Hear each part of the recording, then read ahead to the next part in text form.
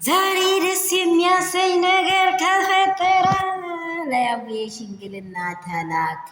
መቀበል አለመቀበሉ እንግዲህ እየተጠበቀ ነው። ኧረ በጣም ነገር በጣም የሚያምር ጸዴ የሆነ ሽምግልና እየተላከላት ነው። እንግዲህ ምን ይሆን ከቤተሰቡ ምላሽ ይፋ እንኳን አደረሰ ይለናል። ዋው ዋው ዋው ዋው ዋው ዋው ዋው ግን አብረሽ ይህንን ጸጉር ብትቆርጠውና ብታስተካክለው ምን አለበት?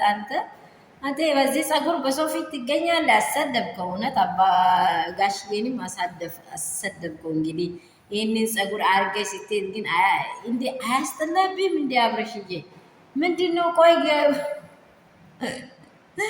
የናይጄሪያ ጋርድ እኮ ነው የምትመስለው። የናይጄሪያ ጋርድ ቦዲ ጋርድ ይሄ ምንድን ነው? ሞዛምቢክ ላይ የተያዙትን ሰዎች የሚያስወጡት አሉ አደዳ። እነዛ አደገኛ ሰዎች እነርሱን ነው ቦክስ የምትመጣው። ምንድን ነው ይሄ? ጡንቻ የሚያሳዩ ሰዎች ነው የምትመስለው። አብረሽዬ ይሄ አይመችም፣ በአንተ አይድም።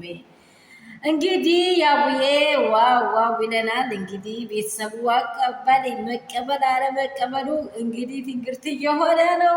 በጣም ደስ የሚል ነገር ነው። በአዲስ ነገር መጡ። በጣም ያምራል። ሽምግልና ስላክ ሴት ልጅ በወግ ለማድረግ ስትበቃ እንዴት አባታቸው ነው የሚያምሩት። የሚሄደው በጉ ራሱ እንደው በቂ ነው። በቃ ምን ይመስላል? እንዲህ እያለ ነው ራሱ።